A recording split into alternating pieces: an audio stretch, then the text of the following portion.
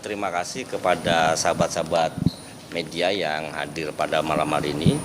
Ini kebetulan ada teman-teman Ansor bersama Pak Kajati DKI Jakarta.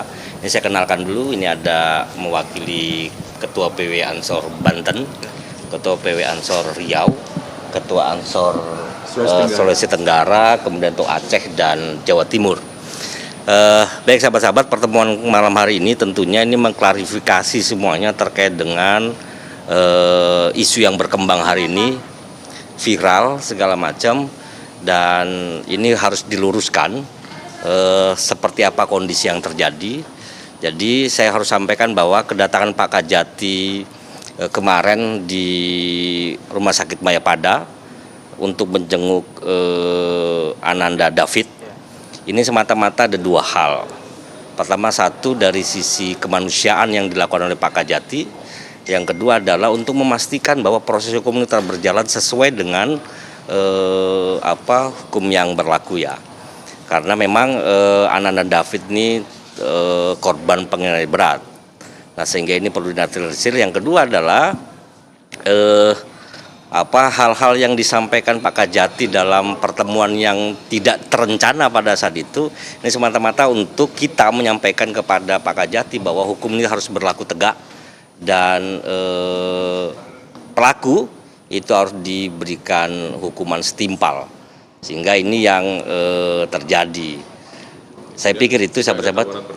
Dan ya, yang berikutnya tidak ada tawaran perdamaian sedikit pun untuk para pelaku, karena sahabat-sahabat Ketua PW yang hadir pada saat di Rumah Sakit Mayapada lantai 6 itu mendengar dengan jelas bahwa tidak ada tawaran perdamaian disampaikan Pak Kajati terkait dengan korban Ananda David.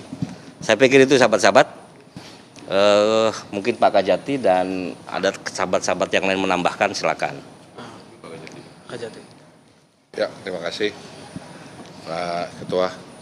Ini saya bersama para pengurus Ansor dari ketua wilayah ya dari beberapa provinsi sudah kami klarifikasi tentang adanya pertanyaan yang di doorstop yang tidak terrekord. Nah, sehingga melenceng kemana-mana. Ya. Nah, oleh karena itu terima kasih karena memang itu kan demokrasi di Indonesia. Ya, kembali lagi bahwa kami hanya akan menyelesaikan perkara ini seprofesional mungkin, sehingga tercapailah rasa keadilan bagi masyarakat. Demikian. Pak, tapi kembali bisa dipertegas restoratif justice yang sebenarnya sempat Bapak sampaikan waktu kemarin itu sebenarnya untuk apa? Konteksnya apa? Bisa dipertegas lagi? Konteksnya waktu ada yang bertanya di sana, wartawan, mengenai RJ terhadap anak AG. Nah, anak AG, ya kan, pelaku anak, itu diatur di dalam Undang-Undang Sistem Peradilan Pidana Anak. Korban David itu juga anak. Itu diatur di dalam Undang-Undang Perlindungan Anak. Ini sama-sama anak. Di dalam kedua undang-undang tersebut ada konsep restoratif justice yang dinamakan diversi.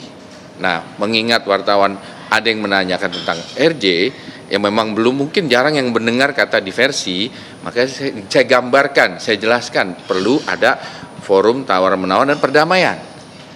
Nah, pertanyaan yang dilontarkan itu memang ada yang terselip, nggak ketegeran karena memang di bawah duduknya. Nah, itulah yang saya menggambarkan bahwa konsep untuk anak, pelaku anak itu ada yang dinamakan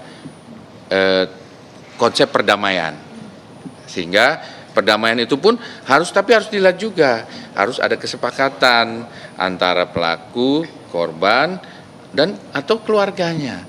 Terus juga ada kriterianya, tindak pidana apa yang mesti dapat dikenakan itu. Nah, itu kan masih ada. Sedangkan ini proses anak ada percepatan. Saat ini korban belum dapat berkomunikasi dengan baik sehingga mustahil bisa terjadi kesepakatan tersebut. Pak, artinya yang diversi yang diajukan ini hanya untuk anak ya Pak ya? Sementara untuk David dengan dua terdakwa lainnya itu tidak ada ya Pak ya? Konsep RJ yang dimaksud di dalam Undang-Undang Perlindungan Anak dan Sistem Peradilan Pidana Anak hanya untuk pelaku anak. Itu. Dalam hal ini yang dinamakan tadi AG. Nah, tetapi kembali kan ada beberapa persyaratan yang harus dilalui, gitu. Lalu Pak, kalau apakah restoratif justice ini berlaku untuk tindak pidana berat seperti dalam kasus ini Pak, kasus Mario ini? Oh, ada kriterianya. RJ itu hanya untuk tindak pidana yang memang batasan hukumannya ada di bawah 5 tahun.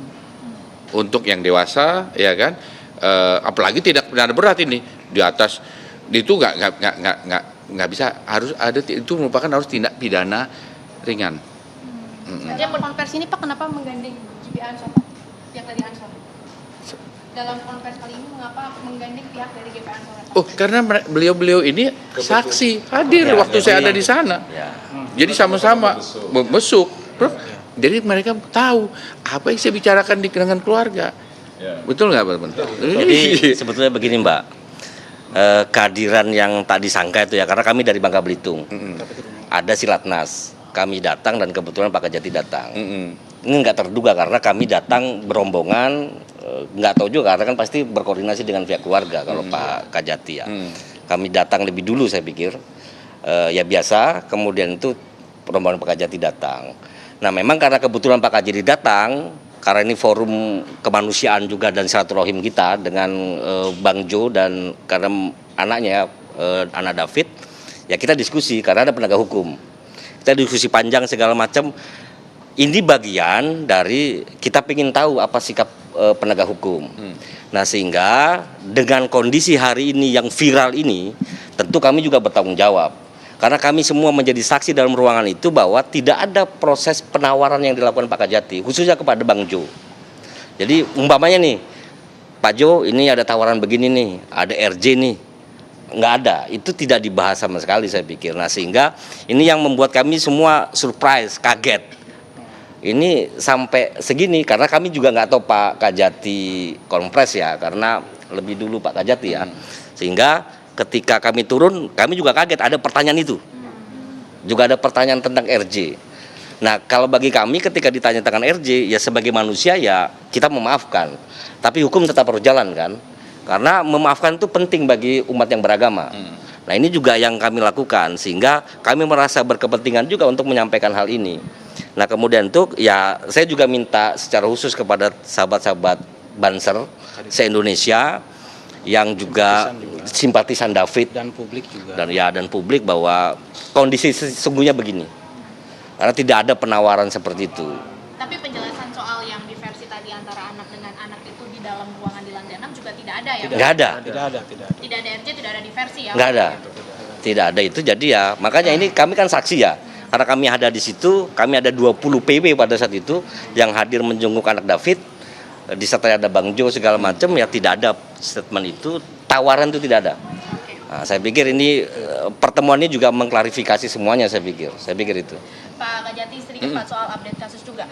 Sejauh ini berkas untuk AG itu sudah A1 ya Pak ya? Atau seperti apa Pak sejauh ini? Sudah masuk, tinggal dalam proses penelitian berkas, mungkin dalam ya di minggu ini kita akan menentukan sikap, karena kan itu batas waktunya kan 7 hari ya. Ya, nanti kalau misalkan ada pengembaliannya pun juga dibatasi waktunya. Untuk mungkin ada beberapa hal yang perlu dilengkapi, itu ada percepatan. Diperkirakan ya minggu depan sudah selesai itu. Sudah selesai dan bisa dilimpahkan ke pengadilan. Untuk yang 2 tersangka lainnya kan juga belum dilimpahkan ke kejaksaan ya Pak ya kasusnya. Tapi kalau misalnya melihat sejauh ini perkembangannya dari pihak kejaksaan sendiri, tentu tidak akan ada RJ ya? Melihat memang tidak akan pernah ada, karena tadi kan ada aturan mainnya bahwa batasannya itu pidana ringan. Dan ini masuk ke tidak pidana berat ini, ya kan, korban menderita sangat berat dan itu perbuatan yang keji. Jadi izin penegasan, berarti diversi itu nggak bisa diwakilkan ya Pak dari antara AG dengan David itu ya Pak? Harus ada korban yang langsung harus bisa mengemukakan. Kalau di aturannya seperti itu, ya kan, nggak bisa. Gitu.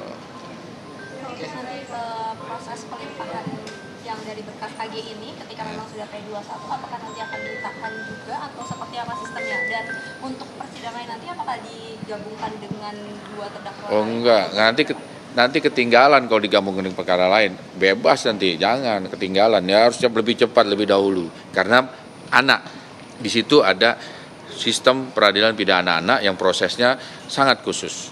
Ada percepatan-percepatan. Kalau untuk penahanan AG-nya bagaimana? Pas pelimpahan ke kejaksaan. Tinggal dilanjutkan kan? Tinggal dilanjutkan. Kan semuanya kan tinggal supaya lancar dan cepat dan tepat waktu. Apakah sama seperti kayak 7 dan 8 hari maksimal perpanjangan atau seperti apa Pak kalau setelah itu? Kita sesuai ikut hukum acara aja. Oke, selesai. Ya. Makasih Pak. Oke. Teknis kesini aja nanya teknis. Kan untung ada hubungan Bapak Kepala.